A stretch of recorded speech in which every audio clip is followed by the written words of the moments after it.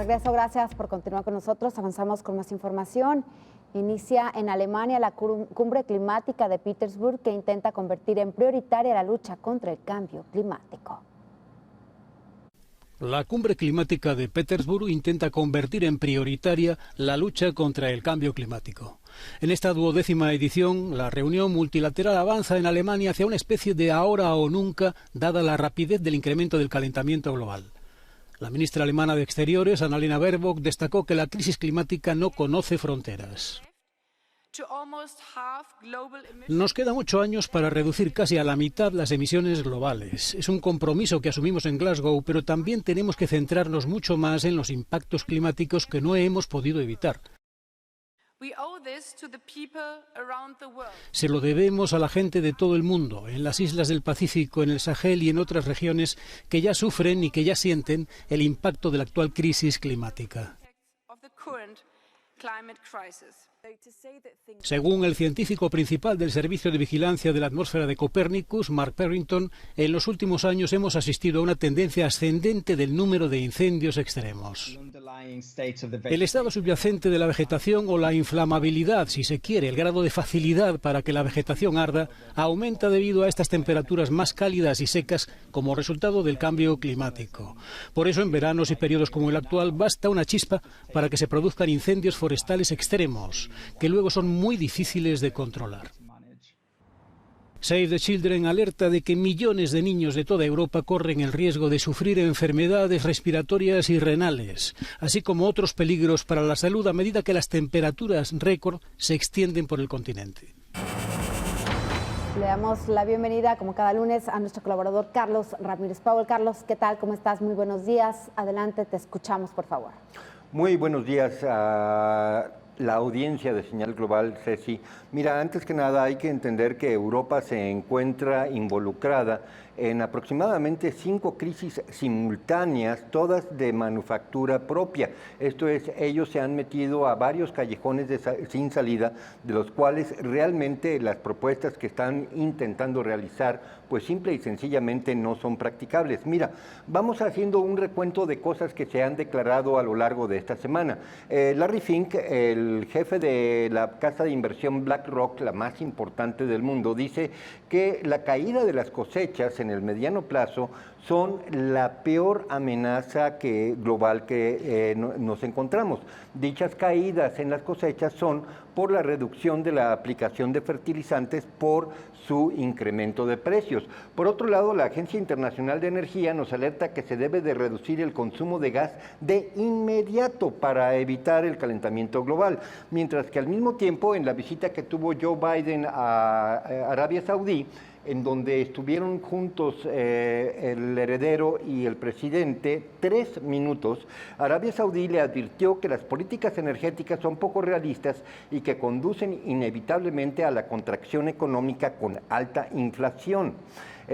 Por otro lado, agregó que no puede incrementar producción petrolera sino en el marco del tiempo del 2025 al 2027. El premio, ahora sí, vámonos a otro tema. Estas amenazas inminentes de una catástrofe climática, yo creo que la primera que hay que citar es la de James Hansen, que en 1988 nos advirtió que debido al calentamiento global, las calles de Nueva York en el año 2000 serían los canales a través de los cuales circularían barcazas al estilo Venecia, precisamente debido al calentamiento global.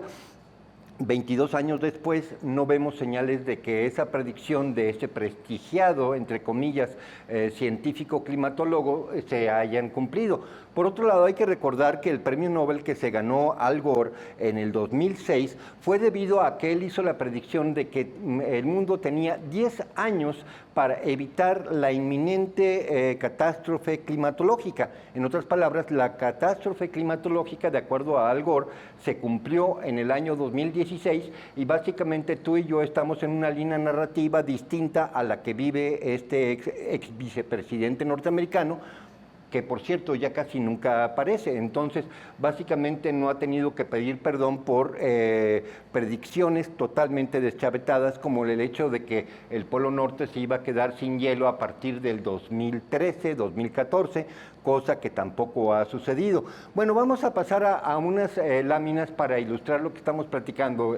Mira, en la primera estamos viendo que la Unión Europea en verde efectivamente ha estado bajando su emisión de gases invernadero, específicamente dióxido de carbono, mientras que si tú ves la línea roja, básicamente a partir del año 2000, China ha superado con creces el incremento de dióxido de carbono de todos los demás países. Entonces, cuando Europa se preocupa por reducir gases de invernadero, CO2, básicamente a quien deberían de estar llamando a cuentas o a negociar es básicamente a China. China carga con la mayor responsabilidad en este momento. Hay que recordar que de los últimos 30 acuerdos de cambio climático, básicamente pasamos de 310 partes por millón de CO2 a 420. En otras palabras, ningún acuerdo de modificación de la emisión de gases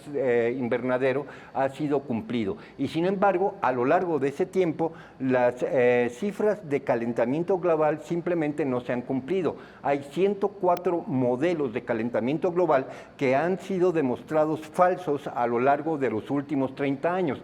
Todos ellos sobreestimando el ritmo de calentamiento global, todos ellos sobreestimando la elevación de los niveles de los océanos. En otras palabras, estamos hablando sobre ciencia que ha sido premiada por hacer malas predicciones, predicciones que han sido cumplidas al revés. Siguiente lámina. Mira, básicamente también lo que tenemos es un escenario muy 1984, en donde dicen que la ola de calor, por ejemplo, de este año no tiene precedentes. Bueno, ahí tenemos una página en donde en 1911 Francia vivió una ola de calor exactamente igual a la que está viviendo ahorita, pero duró 2 meses con 10 días. Esto es, tuvieron temperaturas a mediodía, en la tarde, superiores a las actuales durante 2 meses seguidos. Siguiente. Mira, que aquí lo que tenemos es básicamente cuáles son los promedios de temperatura. No estamos en este momento por ninguna razón superando ningún máximo histórico. La que sigue. Ahí lo que tenemos es la acumulación de nieve y de temperaturas en el Polo Norte, que básicamente se encuentra dentro de la media, no está pasando nada extraordinario. La que sigue.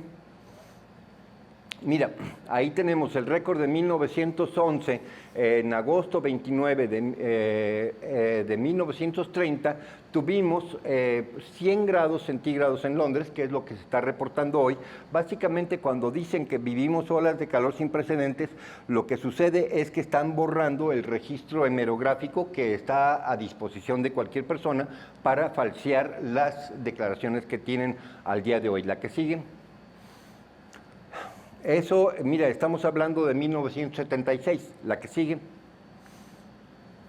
Y ese es el nivel de acumulación de nieve en el hemisferio norte, en donde vemos que del mar Ártico, que es básicamente una variable que no ha tenido alteraciones desde el año 2006. Entonces, mira, básicamente lo que tenemos es, una vez más, Europa enfrascada en varias misiones imposibles.